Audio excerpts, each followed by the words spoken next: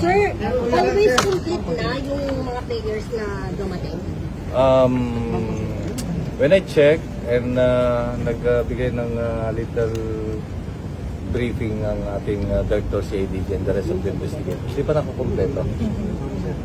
Because may mga personal din sila mga trabaho o ginagawa, some are abroad, kaya hindi pa nakukompleto. But soon, makukompleto rin sila. Including their testimonies. Kasi medyo cooperative naman sila, not more cooperative. They should cooperate. Crucial yung hinihintay nating information from those still we're awaiting for?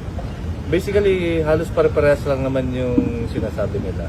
And of course, even the minute details ay makikita natin such that comparing it to one another, dapat yun maging consistent. Pero according to Secretary John Vic, almost complete na yung timeline. Ano pa yung hinihintay natin? Ano pa yung kulang dun sa puzzle pieces? Kasi siyempre merong student, merong players, merong part of the school, meron yung coach, meron yung staff. So, kompletuhin natin. So, about 80% complete. Pero meron tayong definitely na pakakasuhan, nire-recommend ng makasuhan. We are leading to that. How many? Ilan, sir? Hindi pa natin masabi. But we are leading to that. Kaya may investigation. So, definitely, sir.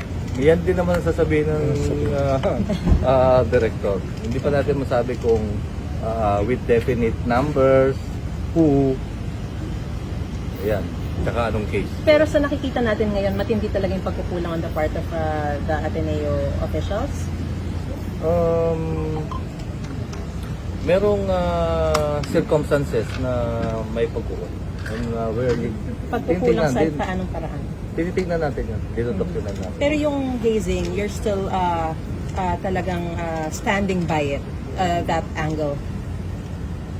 There is a possibility that probably they can be indicted for violation of the anti-hazing law. Okay. Okay. Statement ng family ng victims, patrabuhan ng family.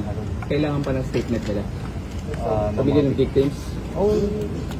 Papatawag din ba sila, sir? Kailangan yan. Kailangan yan.